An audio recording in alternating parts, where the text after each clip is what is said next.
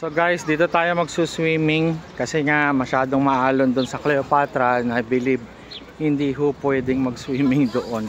So bibigay ko yung details one moment. So nandito po tayo sa Garam Beach or Lovers Beach dito sa Marsamatru at ang entrance ay 100 per adult kasama na po yung umbrella. Dahil mataas daw yung waves dito, akalain mo may second option, left and right yung beach. Nakakatawa, no? Beach left and right. Nakita mo yan, parang public beach, parang siyang Cavite. Ito napaka-crowded, grabe. Divisoria yata yung napuntahan natin. Beach ba to? Baka naman Divisoria to.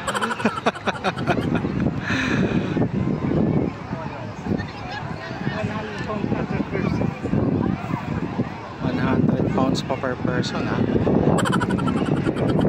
Hello guys, nandito tayo sa Shote Garam or Lovers Beach na sinasabi nila. Pakita ko sa inyo yung itsura para tayo nasa Cavite sa Pilipinas. Oh, say hi. Say hi, say hi, say hi. Say hi. Tignan natin yung activity doon sa beach. Meron ditong banana boat, jet ski. Meron ding nagyayate at iba't ibang activities. So napaka-crowded mga kaibigan, mga lods. Paki-share sa mga pupunta pa lang dito. Ito yung parang public beach nila. Parang halo-halo yung mga tao dito. Makita nyo kung gano'n sila ka-crowded. Pinaparent yung yate nila. Pinaparent din yung mga jet ski. Meron din ano rito alam mo yung naka-parachute na hinihila ng boat. Hindi ko alam tawag dun comment mo naman dyan kung alam mo. Ayun yung banana boat. Mamaya makikita natin yan at sana matsempohan natin. Try natin itanong magkano yung rent ng jet ski.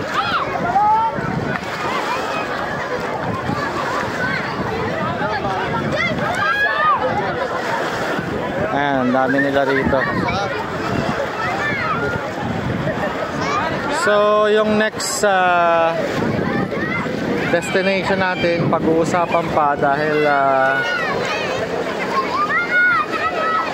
actually yung asawa ko yung mag-manage ng itinerary namin. At hindi ko pa kabisado kung ano yung trip niya. Actually, hindi pa rin ako nagtatanghalian. Sabi ko sa inyo, nung oras na, alas 2 na yata. Malamang hapunan ko, kape at yosi na naman. Full day. Ganyan pag feeling vlogger.